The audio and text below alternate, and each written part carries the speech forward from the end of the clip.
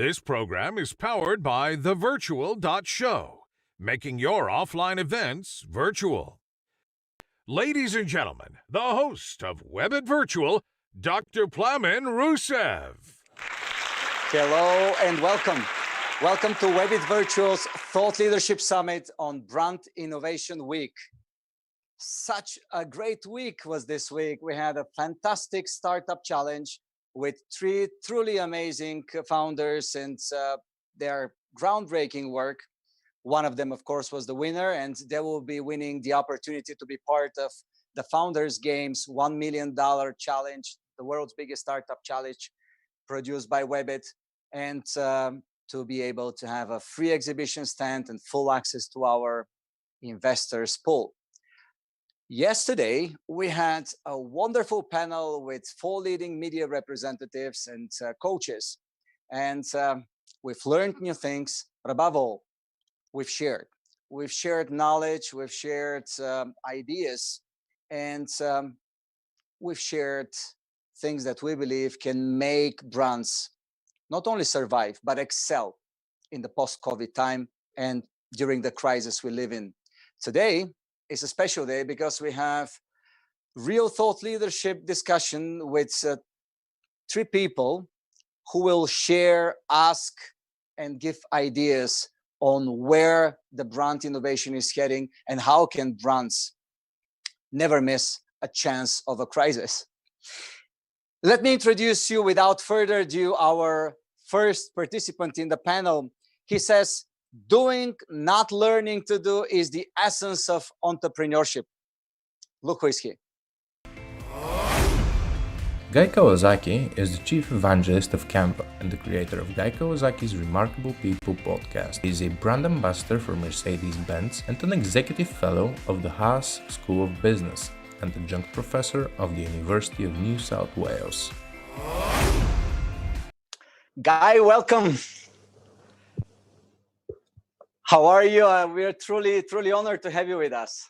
Oh, the honor is all mine. I am in California. There's no clouds in the sky, so life is good. People thought you were in our virtual studio. Well, mentally, that's where I am. Physically, I'm in California. No, thank you so much for joining, Guy. We have so many questions for you, and our social media channels are open. By the way, just a reflection. #WEBIT for Twitter or any other channel you're using for all the questions to the participants in our discussion today. Guy, it's been a while and I'm truly honored to have you with us. We've been discussing this participation for a while, and here we are. Instead of making it real in person, the magic of technology, it's virtual. Yep. And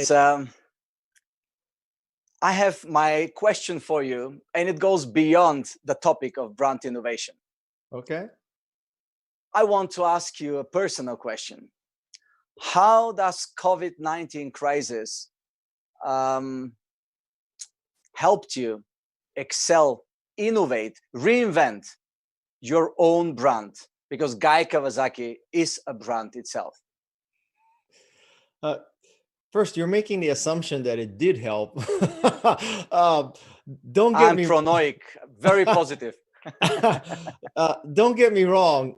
I think it's been a challenge. It's been a challenge for me. I think it's been a challenge for everybody. No one that I know has faced such a challenge. So having said that, you can only react and do things. You can't just stand still. So one of the things that I've done is I've had to figure out how to do virtual appearances much better. I used to do 50 to 75 in-person speeches a year, and now I'm doing 0. I don't intend to get on an airplane until there's a vaccine. So this has forced me how to set up videos, set up cameras, do all these kind of things, participate in social media even more, do live LinkedIn, live Instagram, live Twitter, live everything. And when all the dust settles and someday there is a vaccine, I'll be better for it because of the skills. This is assuming I don't get infected, because of the skills I've had to learn. So it's a forcing mechanism. This is a time where we have to learn to do new things. And, looking at it as an optimist, we now have time to learn new things. Back when, before the pandemic, there was always something else to do. There was always another priority. But now, man, I'm getting back 2 hours a day of not commuting. So I have to invest those 2 hours in something, and I'm learning new skills. Well, you see, it's if we start positive, it's the positive answer. If I ask you how did COVID damage you, then it would have been a different story. So I'm happy that you feel like you have enhanced your skills, even though I never thought you were missing that type of skills socially and using videos, etc. I mean, Guy Kawasaki is on each and everyone's desk if they do marketing or screen when they're watching your appearances. So having you now here, I will ask you all the questions that I believe our audience would like to hear. Okay. We are looking at the numbers. We start humble. Let's see, where are we heading to? We have over 8,000 registered for this particular panel, which was supposed to be on Tuesday. And now here we are. So our questions for you are a broad range from my team. But the first one is, should brands try to maintain a lofty exclusive positioning? Not in my opinion. I think that right now the question is survival. And survival basically turns into cash. So cash is king, cash is queen, prince, princess, emperor, president, everything. Cash is it. And so to very simplify the matter, you can try to preserve a lofty brand, protect your channels, or you can turn your inventory into cash. And right now, I'm telling you, turn your inventory into cash, because it's all about survival. And the worst thing that can happen to your brand is you die. Duh. So if you look right now, take an exclusive brand like Dyson. So Dyson makes these great fans and these great vacuum cleaners and stuff, and just the highest end of this kind of consumer product. You can find Dyson discounted all over the place, because I happen to know this because I'm about to buy a vacuum cleaner because I'm at home so much I can't stand a dirty floor. So if you also go to Amazon, and there are brand new, recently announced Apple iPads on sale. So, wrap your mind around that. When is the last time you saw a new iPad design or new Apple anything on sale at Amazon? And so if Apple can do it and Dyson can do it, I saw an ad for Levi Strauss jeans, 50% off site-wide. So if Levi can do it and Apple can do it and Dyson can do it, you can do it. Guy, wise words. And there's no one is actually really safe of the tornado out there. Yesterday, I was talking to a friend who is a major player in a pharma industry, and he told me that all around Europe, the pharmacies are kind of empty, and that means less revenue. And who would have thought? And we thought that the pharmacies would be like the only place people go in and out all the time. So it's like very, very unexpected and very unpredicted. I believe these two words are kind of shaping the reality around us these days. And I don't know for how long it will last, but will definitely be a big challenge for brands. And before we continue with you, I would like to invite our next guest to join the discussion, because he is representing one of the world's biggest brands. Look who is he. Vivek Bapat is Senior Vice President, Marketing and Communications at SAP.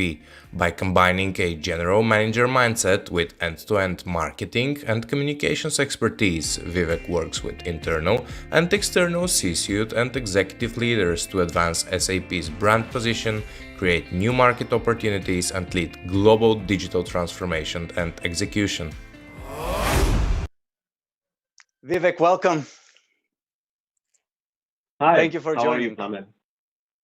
I am You're very welcome. Of well course, and very grateful for being with us and supporting WEBIT as being one of our brand innovation impact community members and advisors. Thank you so much for this, Vivek.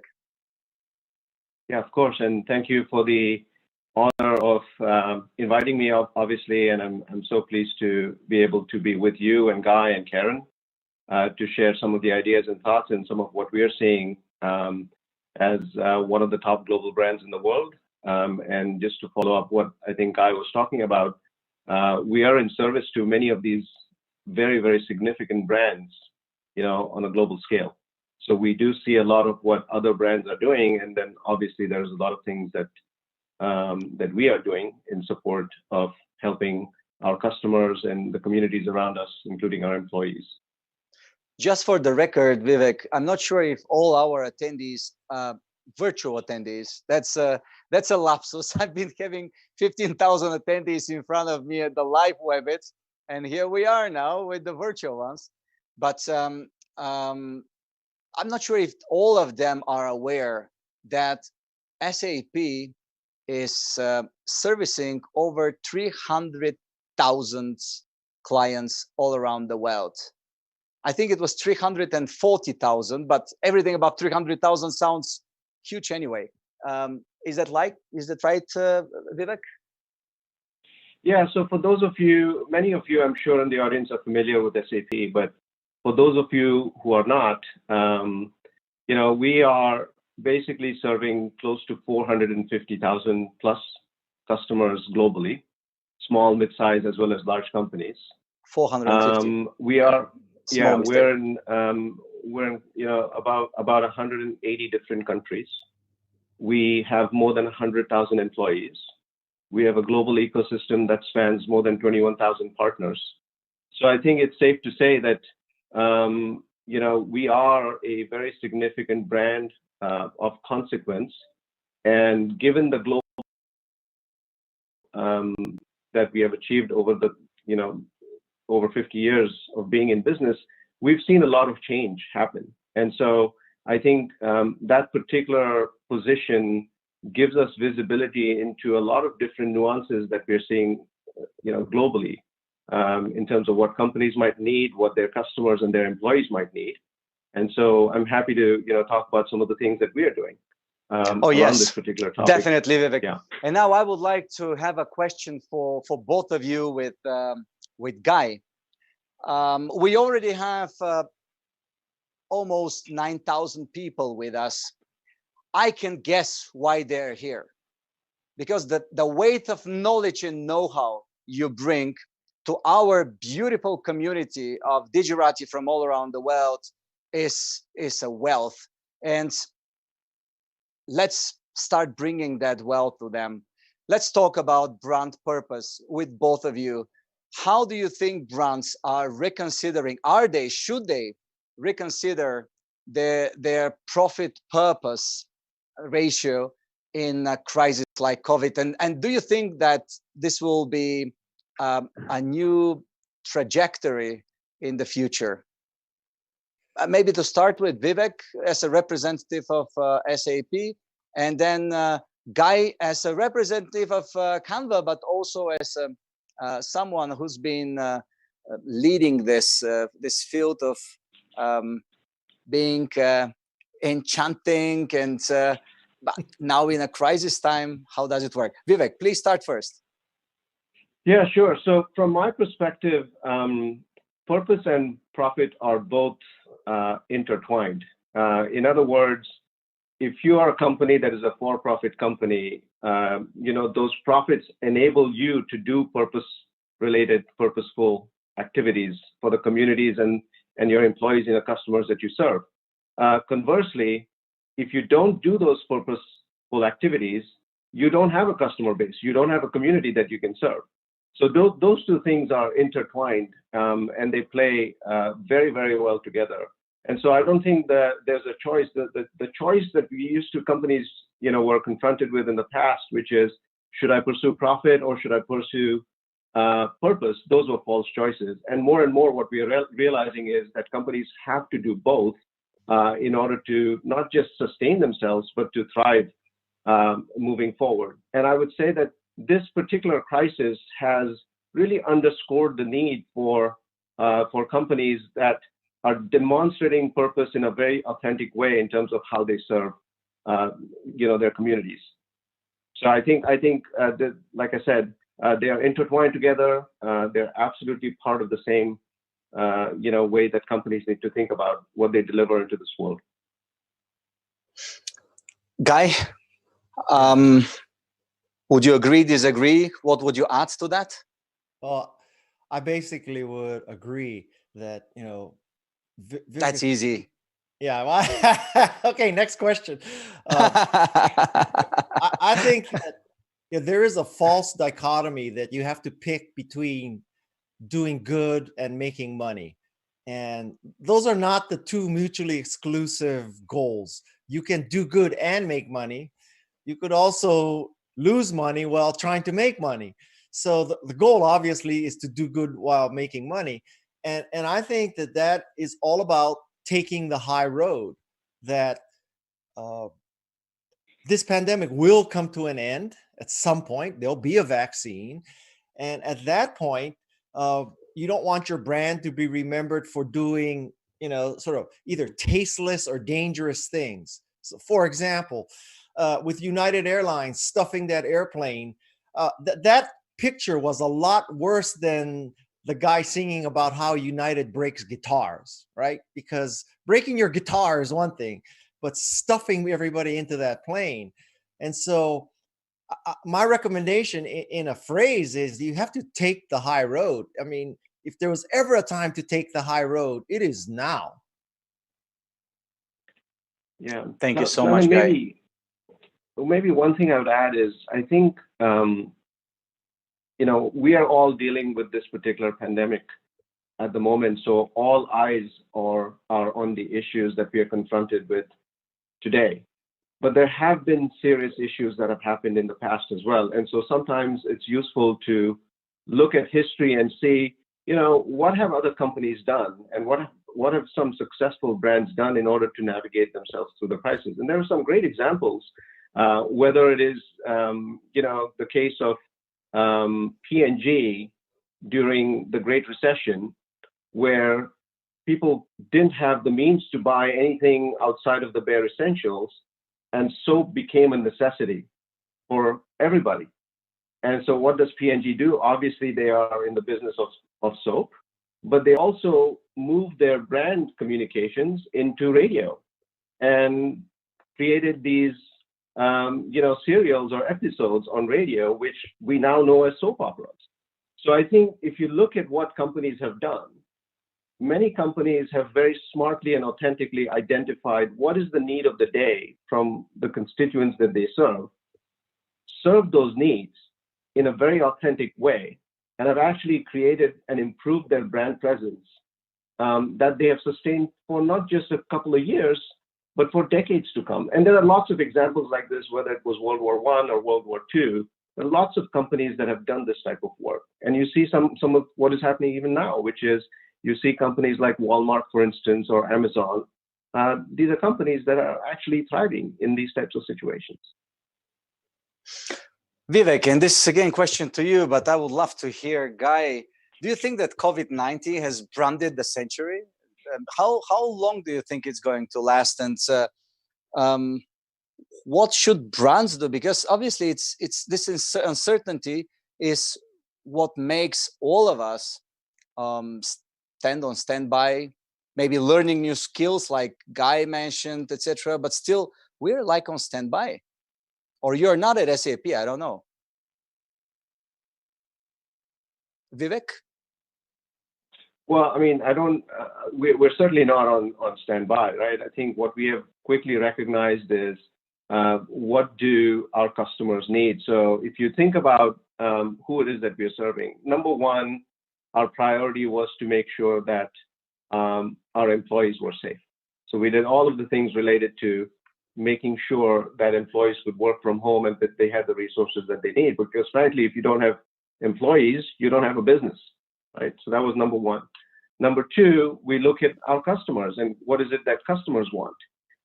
So whether it is solutions in terms of managing their people, managing their supply chain, or just even maintaining business continuity, what we did was we came up with technological and solutions and free offers that would help our customers go through this change in a successful way. And then thirdly, we wanted to make sure that we are serving our communities. So whether it's in the form of a donation that we made to the World Health Organization, the CDC, or participating in very specific hackathons to either solve the problem related to PPE or help people come back to their home countries, for instance, in the case of Germany, or even today, we've been commissioned by the German government to work with Deutsche Telekom to create a contact tracing application, for all German citizens. So I think clearly from our perspective, this is not a time for us to just stand still and watch what is happening. This is a time for us to move forward and actually take action in the most meaningful, relevant, and authentic way. So that's what we've been doing. And there's, again, plenty of examples like this all over the world. Thank you, Vivek. I would love to hear some personal lessons from you later. But Guy, Yes. what is your take on that? Sure. So my take on that is generally in life, pandemic or not, you're either part of the solution or you're part of the problem. I mean, it's kind of that simple. And so the time is now to be part of the solution. And everybody's talking about reopening the economy and all that, as if you can do that via a political decision, that the president or the governor or the mayor says, okay, now we're open. I don't think that's the gating item in the recovery. The gating item in the recovery is that people, normal people, not politics, not politicians, but normal people mentally think it is safe to go out and shop and eat and interact. And so it's not because they woke up one day and CNN or MSNBC or even Fox said, we're open. It's the mental situation that I now feel safe to go out and fly and all that. So I think ultimately people are going to decide when the economy is going to reopen, not our leadership. And if you go with that assumption, I think, the efforts of SAP to make this tracking and contact tracking thing and, testing, the data in testing, all those kinds of efforts are what's going to reopen the economy. It's when people feel safe. That's the key. Mm-hmm. Thank you so much, Guy. Thank you so much, Vivek, because that kind of wraps up so much. I mean, uncertainty, certainty, at the end of the day, it's about values, adding value, and integrity, both moral and intellectual in the times of crisis. Let's talk about your personal lessons. We have 9,000 people still with us. Obviously, what we are talking makes a lot of sense for all of them being with us. So let's move on like this. I never thought I'm going to turn into a publisher. Now I'm looking for every person online, making sure everyone's happy with the content. Stay with us. But that's our community. So Vivek, a question for you, and then again to Guy. And please, feel free to get into a discussion. I would love to hear more of you. So you're both great leaders. That's unquestionable.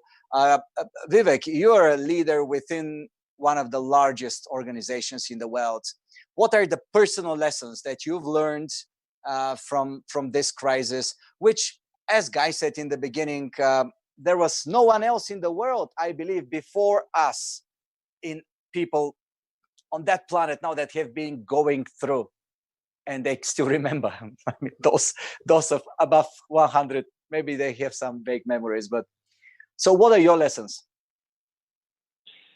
Yeah, so there's a number of lessons, and I think from my perspective, you said it already, which is these types of situations force you to reconcile with what your value system is. And I think your value system emerges once you start becoming introspective. So there's a few things that that I have learned, which is that, there are lots of people who are impacted by this crisis in different ways, right? So you have to be able to understand and empathize the fact that, what you might personally, for instance, think as a non-issue might be a pretty significant issue because there's a lot of things that are going on in people's lives outside of work. And what this particular crisis has done is it has brought both of those worlds together in a way that has really never happened before. And so I think from my perspective, leading with empathy is the very first thing. And you have to lead with empathy. You have to know what your true north is. At the same time, communication is absolutely essential. And, one of the great leaders that I followed over my career said this very, very eloquently, which is the things that are worth communicating are often always under communicated. Right. And I think in this particular day and age, especially when you're leading a global team with different issues, and we see this pandemic actually impacting different countries differently, different age groups as well as demographics differently. You have to be able to understand the nuances and be empathetic in the way that you lead. Now, the second thing is you have to be very objective and candid about the real situation. So you have to be clear about what's going on. You cannot just sugarcoat what the issues actually might be. So there has to be a clarity in terms of how you communicate. And there's got to be a consistency in terms of how you communicate as well. So a few things that we have done is, personally done is made sure that I have one-on-one connections with everybody, as many people as I can, and that I'm sincere and genuine in not just listening to their, needs and concerns at the time, but being vulnerable and sharing my own issues. So I think that kind of creates the dialogue, and it creates that style of leadership where we know that we're in this together, and we know that there is a light at the end of the tunnel as well, and we're going to go through it together, and we're going to be successful at the end of it. Thank you, Vivek. Guy. Yes. Next to you. What are your leadership takeaways? Well, I am going to concede to Vivek that, at a strategic corporate level, his lessons are just perfect. I mean, it's about the high road and being honest and transparent. If I may add a slight different twist to this, what I've learned during this pandemic is two things about like real world existence. And thing number one is it is extremely hard to manage a household and children and just domestic stuff. That's number one. I had no appreciation of how hard it is to run a house. And the second thing I learned, keep that in mind when we invite Karen with us here. So Yeah. then we are going to have a real discussion on both sides of the equation. Now, the flip side of that is I also learned, and I had no idea, how satisfying it is to do chores and stuff around the house, that it's not always about making keynote speeches, and it's not always about posts on social media and 10,000 people read it and all that kind of stuff. I kind of hesitate to admit to you, I started mopping our kitchen floor every night. I just found that enormously satisfying. And then I started watching videos about how to optimize the loading of our Miele dishwasher. So, where you put the plates. And I learned that there's a rack on top of the bowls so that you could put more cups that are short. And so I've studied dishwashing, I've studied floor cleaning, I've studied mopping. I'm an expert in vacuum cleaning now. My wife is truly amazed, and I am an expert in P&G, what form of Dawn you should use. And I have to tell you, I have found that enormously satisfying. So we just lost 100 of the industry attendees, but most probably we're going to have 100,000 of the rest. Guy, it's impossible to follow you. You say so many brands in a second. If I count the brands you've mentioned since the very beginning of this show, you started with the G. Strauss and Amazon, and now Miele. I can't believe you were through the whole spectrum. Yeah, but I mentioned SAP the most, right? Yeah, that's a good point. Yeah, that's a good point. Well, I would like to invite now with us dear guests, already second time in the studio with WEBIT Virtual. Yesterday, she was part of the leading media panel and media forum. Today, she's joining us, representing the audience, and of course, her questions. Let me introduce her. Look who she is. Karen Leland is the president of Sterling Marketing Group, a branding, marketing, and color strategy and implementation firm where she works on building stronger personal, business, and team brands. Karen has worked with a highly diverse group of industries, and she is also the best-selling author of 9 books. Karen, welcome again. Thank you. For it's joining. So nice to be here again. So wonderful to have you here again. We might get accustomed to that. I would love that. Thank you so much, Karen. Much every time I'm with you all. Indeed, such a great discussion, and I look forward to make it even more intriguing. Let's spice it up with the questions that you got ready for our participants. Wonderful. Here. Well, I think, and I'm going to ask some questions of my own, and then I've got some great questions from people who tweeted in some questions. All right. Great. So I think one of my first questions is and it's for both of you. How do you feel that customers' expectations of brands have changed during this time, and how good a job are brands doing at meeting or exceeding or not meeting those expectations? So, Guy, you want to go first? Sure. So Karen, first, I want to know, is your apartment always that clean? I mean, wow, Okay, I'm going to tell you the truth. No, you are really obsessed. No. My apartment, number one, is always this clean. But number two, I was cracking up when you were talking about learning to clean, because I do a lot of stuff, but I generally didn't clean my own apartment. It took me an hour to figure out which cleaning products were for the bathtub, which cleaning products were for the sink. Now I am a freaking expert at cleaning my apartment. So that's not a fake Zoom background. That's really not a fake Zoom background. I forget what you asked. What the question was? Okay. The question was, do you think that consumers' expectations of brands have changed in this time? And how good a job are brands doing at meeting, exceeding, or falling short of those expectations? My answer is, I think that for any reasonable person, your expectations of a brand have been decreased. And I don't mean that in a negative way. I think that any reasonable person would say that, well, we're in a pandemic, and so employees have to be more careful. There are probably fewer employees. This is not a time to be on your high horse pissed off at everybody. This is a time where you should be more empathetic. So, I'm going to break Vivek's record for mentioning brands. Until this thing started a few months ago, I had never used Instacart. Okay, never. But for 3 months, I have not been in a grocery store. And so my expectations for Instacart were basically non-existent. I had never used it. And it started where you placed an order on Instacart and you waited 5 days before they would fill the order.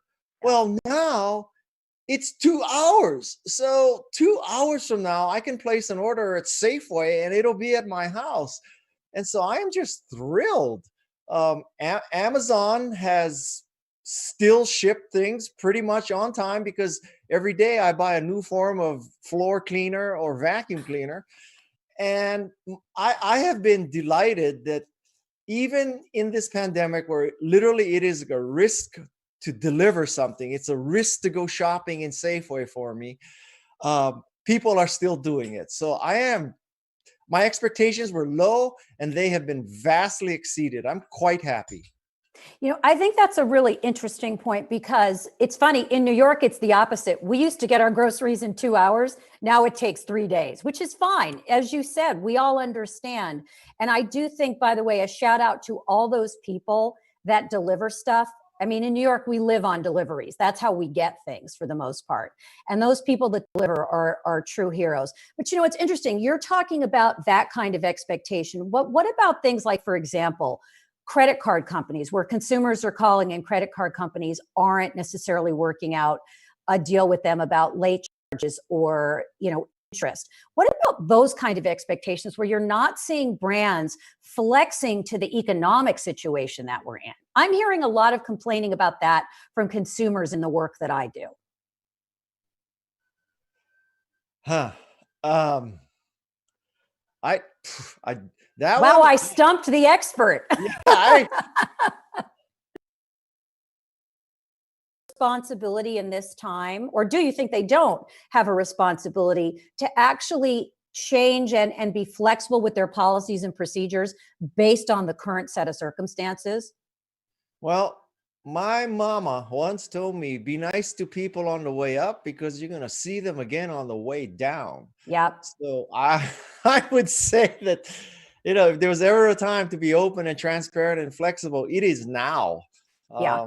Because I think people will remember. I will remember the brands now I will remember Instacart for a long time, and Amazon and Home Depot has these free deliveries. I mean, these are the vendors that I will continue to do business with for a long time. Yeah, and I think that's part, and Vivek, I want to ask you the same question. I think that's part of the point, is that if you're showing up as a vendor, you're not going to be well remembered. But if you're showing up as a resource or a partner, you're going to be much more fondly remembered. Vivek, I'd love to hear your point of view on this.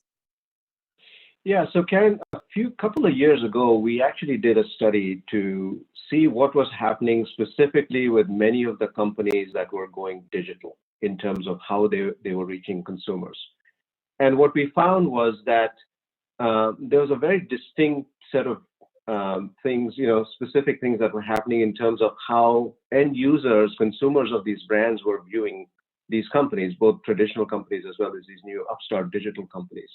What we found was that most of brand marketing in the past has been about how do I improve the perception of my brand, which is how do I really get into the minds of my customers, right? What we found these digital companies doing was how do I actually influence and be meaningful in the lives of my end users. Mm-hmm. They didn't look at necessarily their brand presence ending at the purchase, but rather they looked at their brand image and their brand perception going all the way towards product use and potentially renewals. We also found that those companies that did that were more successful because they were really making a difference in people's lives. So if you translate that to the situation today, where everyone's lives have been disrupted, and if you look at the fact that yes, of course, the needs have changed because of this disruption. So even if you take a simple example of people working from home, which is a huge issue for many people, right? So SAP doesn't necessarily serve end consumers, but we serve customers that serve end consumers. But we're seeing this as a common issue, which is people have a tough time working from home, other than obviously a guy who's been taking on lots of new skills. But I think if you look at that, if you translate that and say, well, what can SAP do to serve the needs of, yes, of course, we're in the business software arena. We help these businesses perform at their best, but what can we do for their employees? So, in a very non-traditional way, for instance, we took this example of bring your child to work day, which is something, there's a tradition of this for the last 20 years. And we basically put together a virtual program, pulling in, experts and celebrities and entertainers that we had access through our network. And we put together a virtual event. And the response that we got from our customers was unbelievable, because they never expected a brand like SAP to do something like this for them. And it just allowed us and enabled us to basically understand, empathize the fact that many employees and many people were going through these challenges, and that we understood what those challenges were, and we served those challenges in a different way, not just necessarily as a technology company, but as a company that cared. So I think, going back to your question, of course, needs are changing, and you have to be able to recognize them. When you see a common pattern, you pull together a shared network of resources that you have, and you do things that are unexpected, non-traditional, and you do it in service. So it's in service, not for selling. That's sort of the attitude that we have. Yeah, I think one of the big changes is that, as you just said, is these companies that are focusing on servicing, not selling as the end point are really doing well. I'm just curious, Guy talked about cleaning. We joked about the cleaning, right? I've been baking bread. That's been and then the other day I made homemade butter. I'm not kidding, from cream. Guys, I started cooking chocolate for my kids. See? So I'm now like chocolate master. Right. No. Any type of chocolate. Exactly. White, brown, black, anything. Exactly. I'm literally one tin of muffins away from a prairie dress and a mullet haircut. I mean, it is just, I'm just like been baking, whatever. But it's sort of similar to what Guy was saying and Plamen just said. Vic, what have you been finding yourself doing personally that you feel is sort of giving you another perspective on this whole thing that might influence who you are as a leader when we get to whatever the new normal is of this? Well, Vivek. Karen is asking very tricky questions. Hi, Guy. Well, so I think that was for me, Karen. So, this is not very well known, but I've actually worked from home for SAP for the last 13 years. Okay. So working from home and running a global team and being part of a global team that part of it was not new to me at all. So I was, I'm lucky enough to have a home office, very well connected, and so on and so forth. So the working from home aspect was not that hard, but I think understanding the struggles of others in my team who had never experienced that, particularly, people, who are used to going to the office, they don't have necessarily the types of resources that, for instance, I have. Perhaps you're living in a smaller apartment, you're sharing it with other people. I think understanding that and being empathetic to those needs and making sure that we were providing the flexibility, I would say, for people who, for instance, wanted to take a few days off because, frankly, mental health is a huge topic now. And everybody's mental health, to some degree, has been impacted. For me, the other part of it is, and this is more of a personal story, which is my parents still live in India. They're 81 and 79 years old. And they're living in an apartment. India has been under total lockdown in the area that they live in for over 6 or 8 weeks. And they have no help.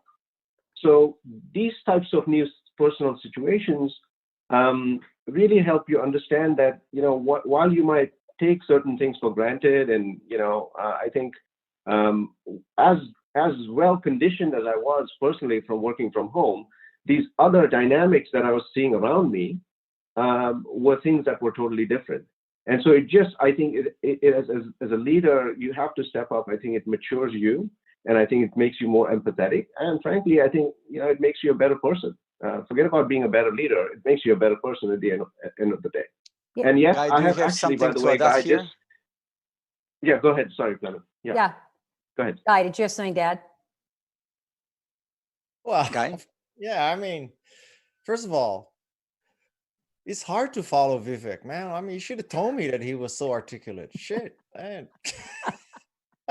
I think you're up to the challenge, Vivek, Guy. usually the ladies get the compliments in the studio. This time, Guy is very generous. I should do my turn. Karen, I love your questions.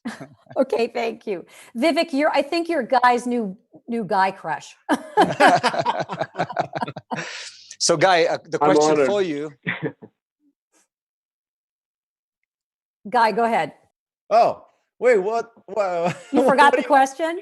Well, I think Guy answered it originally when he talked about the cleaning. But, I want to say the thing. I have one point. Yeah, I have one point to add. So obviously, I've come to appreciate the challenge of domesticity. But another thing I've come to appreciate is the difficulty of being an educator, because I have never had to take a more active role in the education of my kids. Holy cow. This is, you think it's like, okay, so, Google it. What's the problem? It ain't that simple. Oh my God. It's knocked you down a few pegs, hasn't it?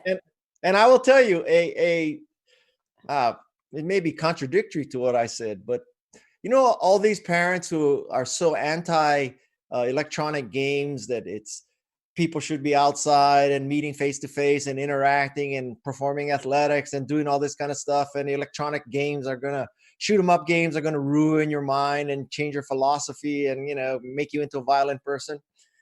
All I can say is thank God for Call of Duty and Fortnite. Holy God. All right, Guy, let's go enough, to the big enough. I'm boring going to some topics. other Karen, if you questions. allow me, I would like to have a question for the two of you. Let's Yeah. talk business. All right. I know I have to go clean after this show, so let's not talk about I this have a anymore. great one for Let's go Twitter. back to work. Okay. So this is from Missy Connor. I will just have a question, if you don't mind, Karen, to all of you, and then we go please. for the audience. Okay. Brand, marketing, innovation. These are the three terms that we built the title of this show today together, and evolution. Please give me your thoughts and vision on the simple question: did marketing change forever? Vivek? Yes, I believe so. I think for a long time we have been talking about digitizing marketing as well as many other aspects of the business. So this has been going on for many, many years. And I think COVID-19 is fundamentally, accelerated that digitization of marketing. I think more and more what you're going to see is companies recognizing that events like we are doing here today are here to stay. I'm not certainly saying that, physical convening is going to go away. But clearly what you're going to see is, in terms of how you reach customers, how you actually engage communities, and how you pull networks together, in many cases, digital tools and technologies are here to stay.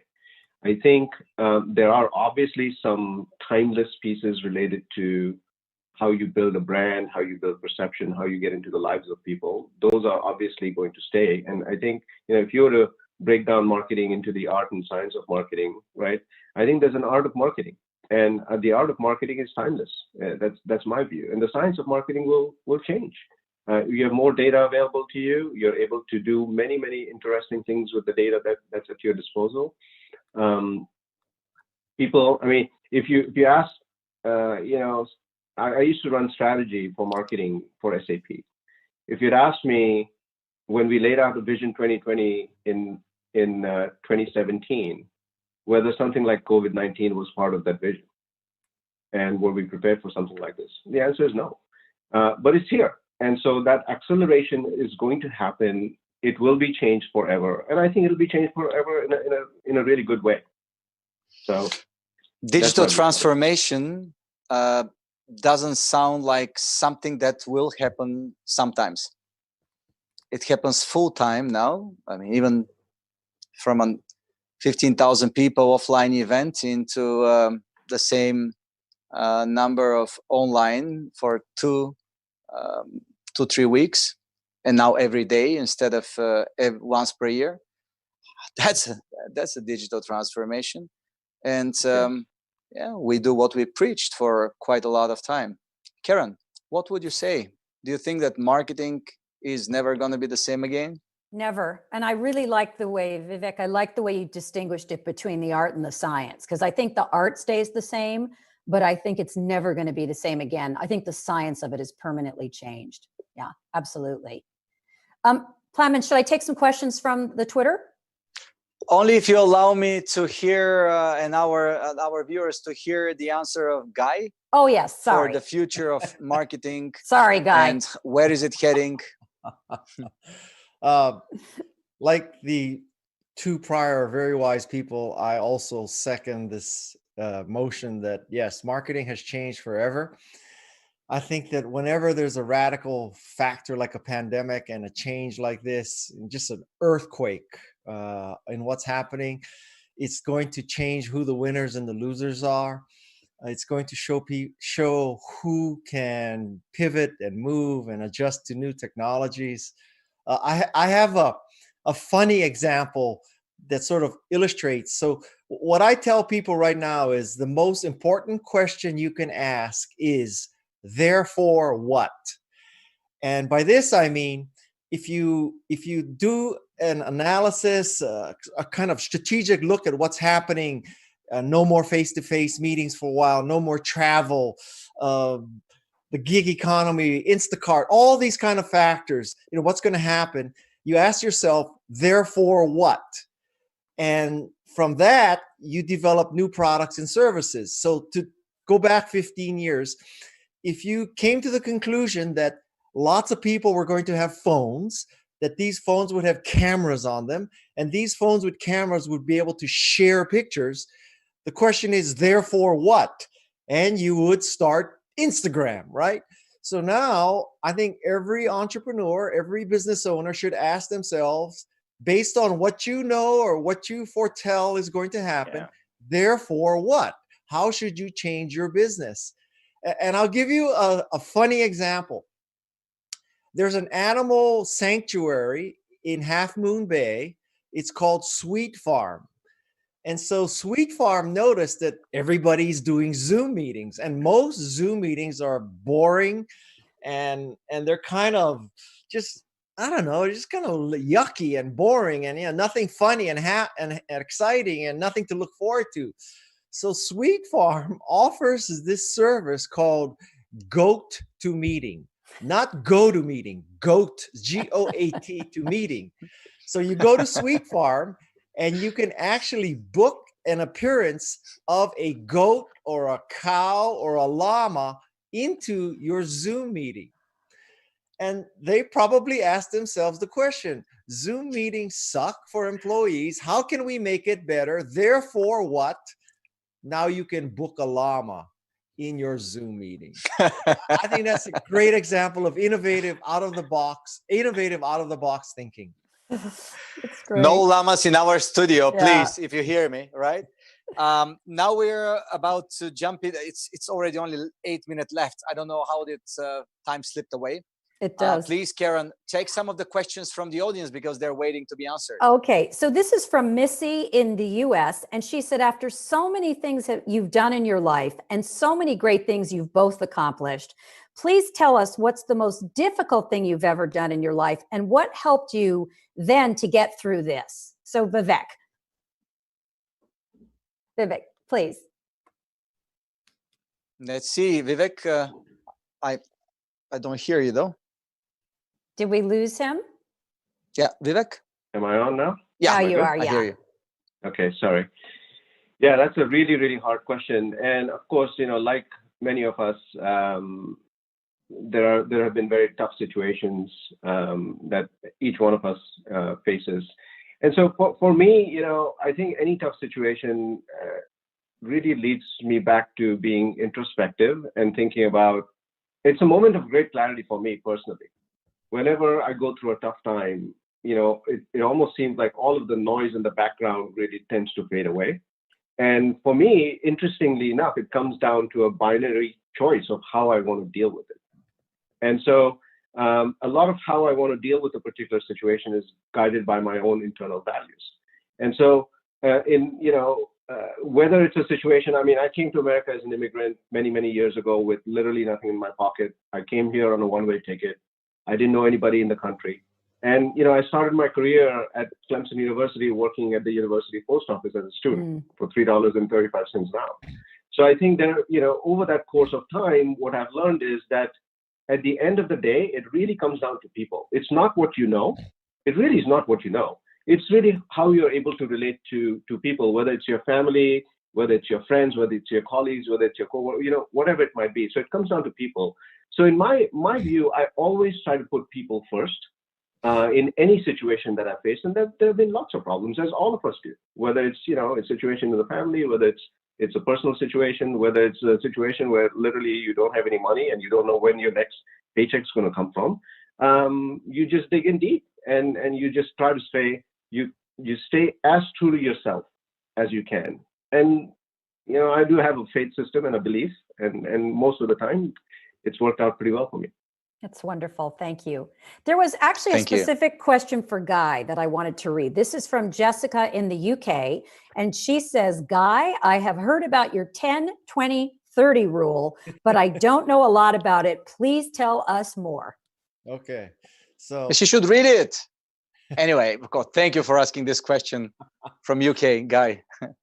first of all, I'm not related to Jessica. Okay. So the Guy Kawasaki rule of 10, 20, 30. The Guy Kawasaki rule of 10, 20, 30 is that in a slide presentation, the optimal number of slides is 10. Huh. You should have the ability to explain all 10 slides in 20 minutes. And the smallest font that should be anywhere in the presentation is 30 points. Interesting. So the first two have to do with speed, that you can't get through 50 slides in a presentation, so have less slides and have a less expectation for time. The reason why I say that you should have a big font is because a big font forces you to only put the key text on your slide. You can't put whole sentences. And as an extreme, Steve Jobs, when he had a slide, he used 190 points. So, that's 6 times larger than my recommendation. Now, Steve Jobs is the black sheep, purple cow outlier. We're not Steve Jobs. So I don't think we can get away with 190 points, but 30 points. If you took all your slides and selected all the text and made all the text 30 points and then cut until everything fit, you would be doing yourself a great service. So the key for me for a slide is you have a slide with 3 or 4 words. The audience reads it in 2 or 3 seconds and boom, they're back to looking at you, not at your slides. If you look at many people's presentations, there's text and sentences and charts and all that crap. And so they're looking at that, trying to figure out what the hell are you trying to say? And what you really want them to do is pay attention to you, not the slides. So 10 slides, 20 minutes, 30-point font. And I have one more recommendation. Make your background black, because black shows gravitas. It shows seriousness. It shows that you are a ninja presentation master, that you know how to select the master slide and you know how to make a background black, and you pick this nice, fat, legible, sans serif white font. Black is the new black. Okay? I can't believe we were talking about vacuum cleaners, about ovens, and while we have that amazing people here sharing so much knowledge and so much wisdom, and the black is the new black, which is very important. I believe at the end we should have talked more about this. Now we have only 2 minutes. I would love you to wrap up. Vivek said something, and Guy, as many times during this panel, said yes. I reconnect to that. At the end of the day, it's all about people. So you say marketing is changing forever. This means people change forever. 30 seconds. Vivek. Yeah. So I first of all, I really appreciate Guy's advice on presentation. I think a lot of us could use it, including myself. So thank you for that. And I think, from my perspective, look, we are going to get through this crisis. There is an end period to this. And I feel like the lessons that we are learning, which is, getting back to some of the basics, getting back to the foundation of us as a society being connected with each other more. I hope that stays. So even though we might be socially distanced, I think we are emotionally connected. And I hope that we are able to do that post-crisis. In terms of brands, I think, brands in these types of situations, what we are going to see is that bigger brands, those that are authentic and relevant to people's needs today, are actually going to accelerate and move forward, and they're going to become much stronger as we move ahead. So in terms of just thinking strategically about what is happening post-crisis, you're going to see some extraordinary brands, whether they're digital or traditional, those that have stayed the course in serving the consumers that they serve at the point at which the need is the greatest, those are the brands that are going to grow and thrive. Thank you so much, Vivek. Karen. Well, I used to run a management consulting firm. And as you know, I do a lot of work with CEOs and executives on their personal brands. And I think what I want to say is that I think both Guy and Vivek have demonstrated exactly what's needed of leaders right now and exactly what's needed in branding, which is not only the deep expertise and knowledge, but really a great humanity and a great It's all about the big heart. I think the vulnerability and the personalness that they both shared today is really the quality that's the most needed, whether it's a personal brand or a business brand. And I sincerely really am inspired by both of you and your ability to do that. Thank you so much, Karen. Beautiful words for a beautiful, beautiful discussion and great people with us. Guy. Yes. Thank you. So another piece of wisdom that my parents taught me is never ask people to do something that you would not do. And every brand in the world should adopt that perspective. So, if you wouldn't fly in a crowded airplane, don't ask your customers to fly in a crowded airplane. Don't ask your employees to fly in a crowded airplane. If you wouldn't go and work in a shop or a restaurant with lots of contact with outsiders, don't expect other people who own restaurants and shops to open up. So a very good sort of North Star right now is, if you wouldn't do it, don't expect other people to do it. And that would be of course, I'm assuming you're not a psychopath, but if you wouldn't do it, don't expect other people to do it. Thank you so much, Guy. Thank you. Thank you to all of you, Vivek, Guy, Karen. It was a fantastic experience for me to be with you and to listen to your wisdom and vision. Thank you so much. And because you were giving us this motion of positivity, I would like to finish with something positive here. There was this great person called La Rochefoucauld who was saying that music is the language of a heart full of love. And I cannot here stay but mention the chair of WEBIT Brand Innovation Program, who is Raja Rajamana from MasterCard, who brought sound and music in the expression of the brands. And actually, he just won the awards of that. So I think that in that perception, brands will start singing, create the music for the people to touch their hearts much more. Saying that, I would like to sing my favorite song. It was a fantastic meeting, and I look forward to see you next week again. We start Tuesday with we have a special edition with startups and investors, our usual founders games, investors demo day, presenting the best of the best in the world of startups. Then on Wednesday, we are going to be having a special edition of the Cyber Tech Week. Actually, the whole week is a Cyber Tech Week.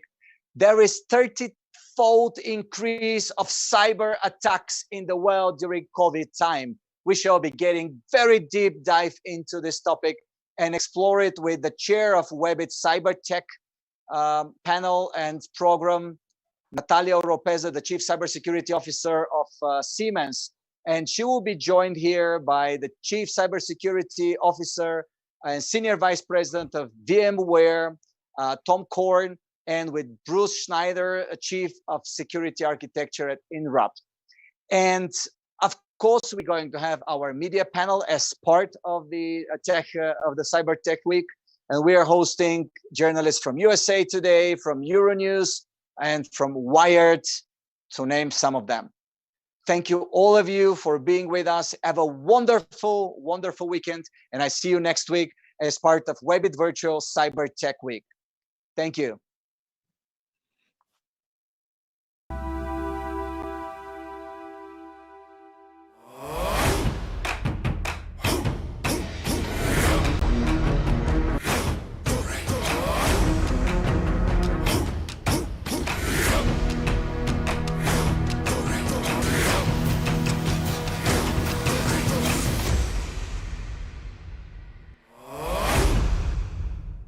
This program is powered by thevirtual.show, making your offline events virtual.